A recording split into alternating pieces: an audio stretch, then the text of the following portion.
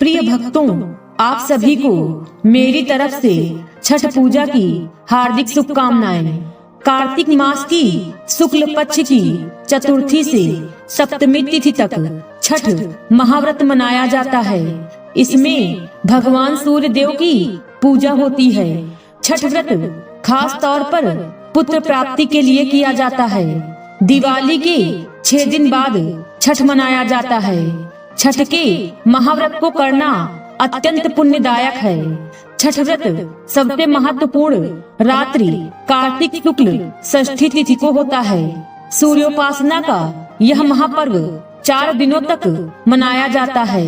मान्यता है कि छठ देवी सूर्य देव की बहन है और उन्हीं को प्रसन्न करने के लिए जीवन के महत्वपूर्ण अवयवों में सूर्य व जल की महत्ता को मानते हुए इन्हें साक्षी मानकर भगवान सूर्य की आराधना तथा उनका धन्यवाद करते हुए माँ गंगा, यमुना या किसी भी पवित्र नदी या पोखर के किनारे यह पूजा की जाती है।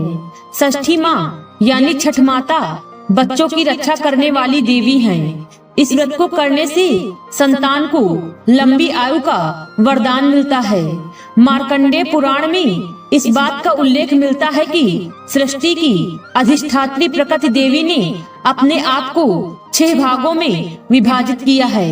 इनके छठे अंश को सर्वश्रेष्ठ मातृ देवी के रूप में जाना जाता है, जो ब्रह्मा की मानस पुत्री हैं। वो बच्चों की रक्षा करने वाली देवी हैं। कार्तिक मास के शुक्ल पक्ष की षष्ठी को इन्हीं देवी की पूजा की जाती है। शिशु के जन्म के 6 दिनों बाद इन्हीं देवी की पूजा की जाती है। इनकी प्रार्थना से बच्चे को स्वास्थ्य, सफलता और दीर्घायु होने का आशीर्वाद मिलता है। भक्तों, आज मैं आपको छठ माता की बहुत ही पावन कथा सुनाने वाली हूँ। कहते हैं इस कथा को पूरा सुनने वालों पर छठ माता की विशेष कृपा होती है। इसलिए आप इस कथा को पूरा अंत तक जरूर सुने। तो चलिए भक्तों, आपका ज्यादा समय नष्ट न करते हुए छठ माता की इस पावन कथा को प्रारंभ करते हैं। भक्तों, एक समय की बात है। किसी नगर में एक बूढ़ी औरत अपने पुत्र, बहू और पोते के साथ रहती थी। वह बूढ़ी औरत बहुत ही दयालु स्वभाव की थी। वह बूढ़ी औरत के घर में किसी भी चीज की कोई कमी नहीं थी। साथ ही वह बूढ़ी औरत छठ माता की परम भक्त थी।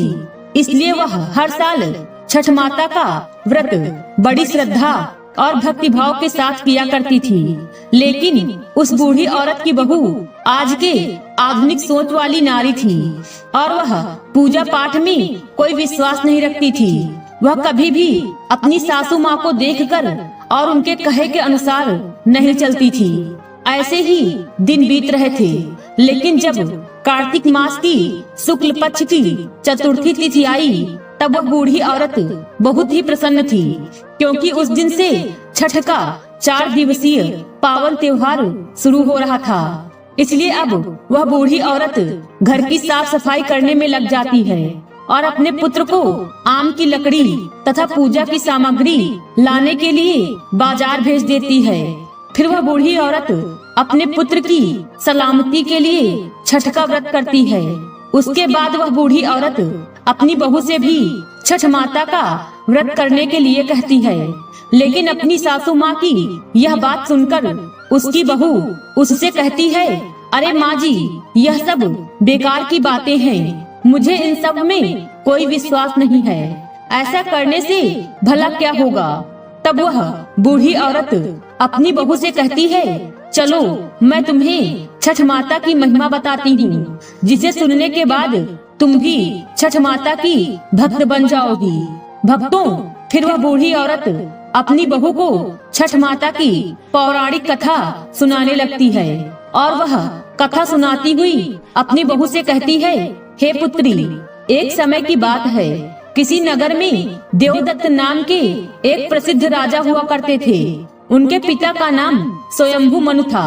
राजा देवदत्त बहुत ही सदाचारी और धार्मिक प्रवृत्ति वाले कुलीन मनुष्य थे।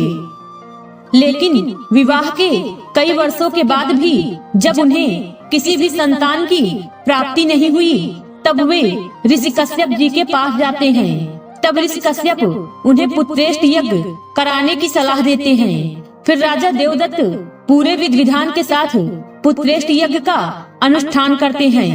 तब महर्षि कश्यप ने पुत्रेष्ट यज्ञ कराकर उनकी पत्नी मालिनी को यज्ञाहुति के लिए बनाई गई खीर दी।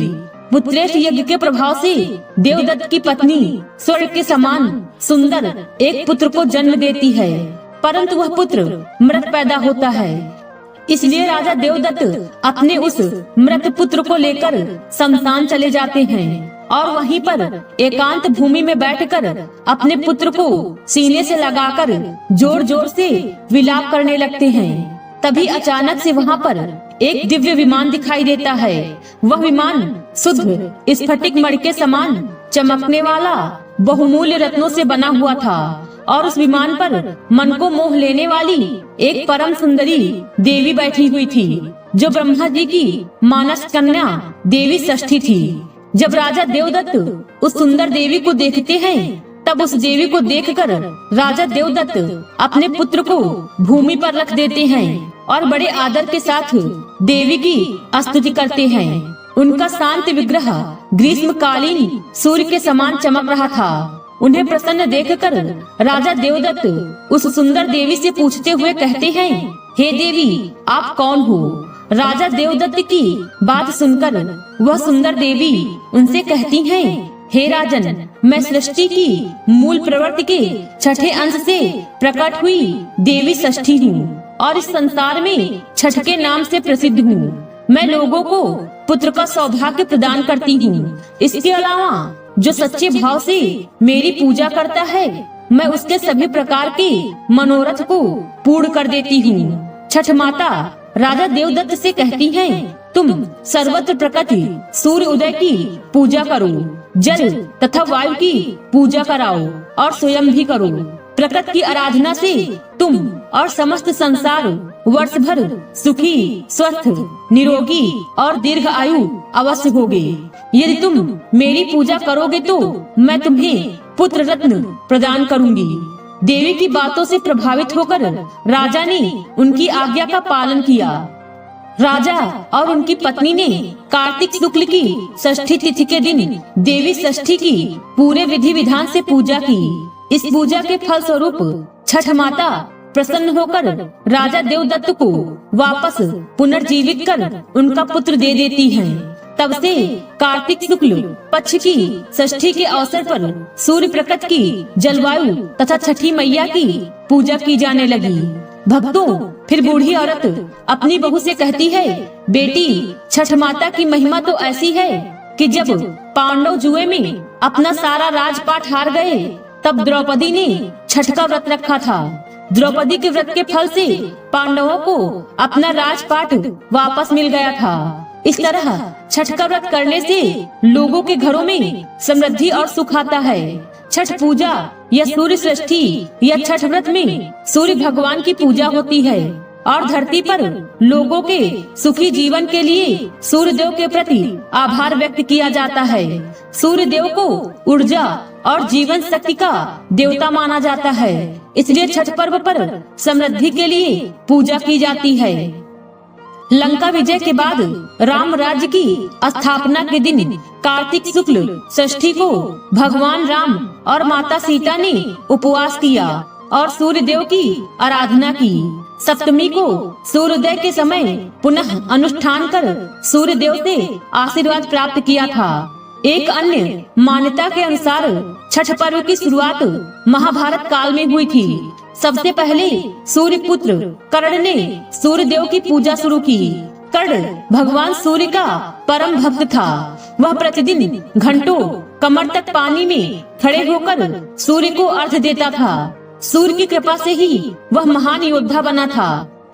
आज भी छठ में अर्घदान की यही पद्धति प्रचलित है। यह सब सुनकर वह आधुनिक युग वाली बहू अपनी सास से कहती है, सब मनगढ़ंत कथाएं हैं, मैं इन पर विश्वास नहीं करती हूँ। यह सुनकर वह बूढ़ी औरत छठ माता से क्षमा मांगने लगती है और अपनी बहू को फिर से समझाने की कोशिश करने लगती है कि पुत्री, हजारों सालों से चली आ रही इस परंपरा का मजाक नहीं उड़ाना चाहिए और तुम भी मेरे पोते की दीर्घायु के लिए छठ माता का पूजन करो।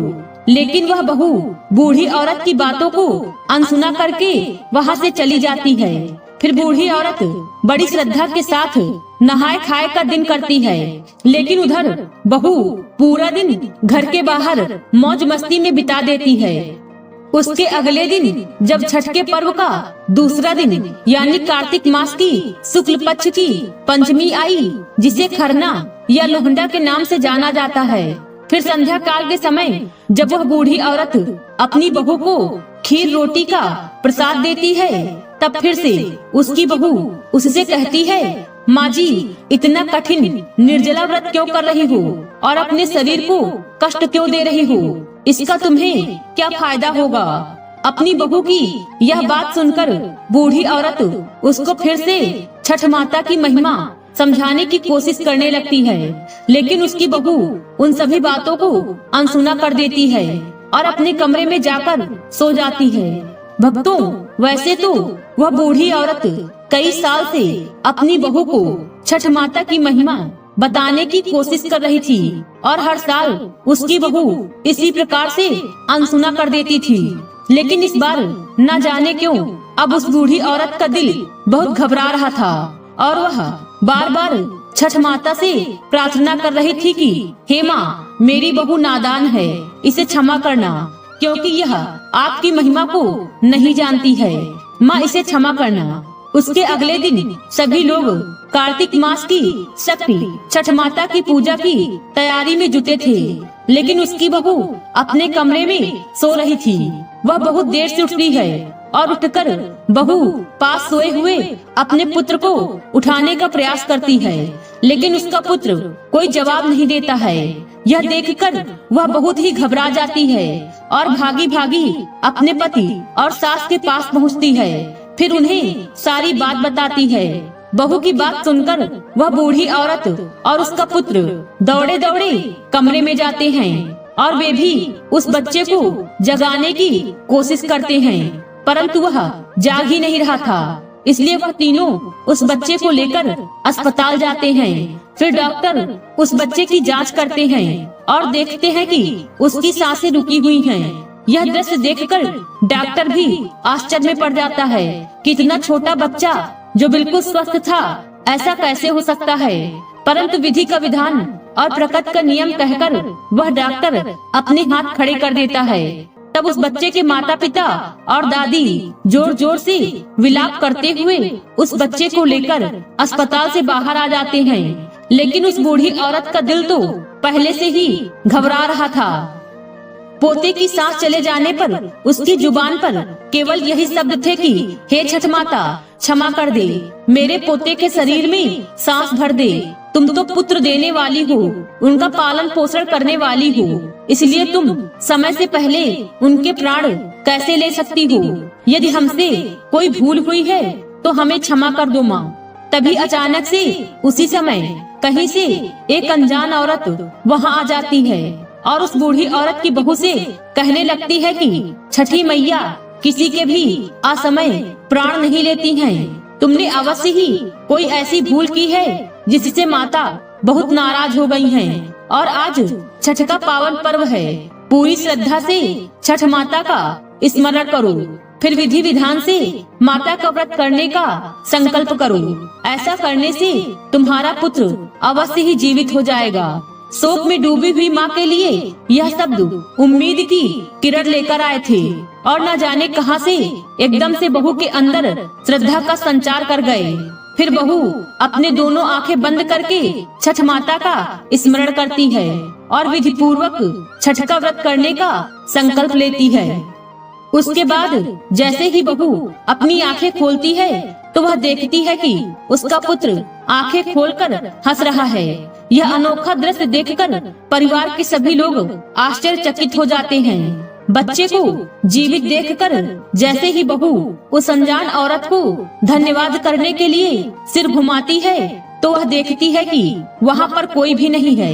इसलिए वह अच्छी तरह से समझ जाती है कि वह कोई और नहीं थी बल्कि वे साक्षात छठ माता ही थी, जो उसे स्वयं ही इस महिमा का ज्ञान कराने के लिए आई थी। उसके बाद बहू अपनी सास के साथ मिलकर पूरी श्रद्धा से पूजा की तैयारी करती है और शाम को घाट पर जाकर सूर्य देव को अर्घ्य देती है। हे छठ माता, जैसे आपने एक अनजान औरत के रूप में आकर उस बूढ़ी औरत के पोते की रक्षा की थी, उसी प्रकार हम सभी के परिवार की भी रक्षा करना। हम सभी के ऊपर अपना आशीर्वाद बनाए रखना। प्रेम से बोलिए छठ माता की जय। आज की वीडियो में बस इतना ही। छठ माता की कृपा आप सब पर सदैव बनी रहे। उम्मीद है वीडियो पसंद आई होगी। इस वीडियो में बोलते समय कोई त्रुटि हुई हो तो क्षमा करें। वीडियो पसंद आई हो तो वीडियो को लाइक और शेयर करें और चैनल को सब्सक्राइब कर दें और कमेंट बॉक्स में छठ माता की जय लिखना बिल्कुल न भूलें। मिलते हैं अगले वीडियो में। खुश रहिए और खुशियाँ बांटते रहिए। छठ माता की जय।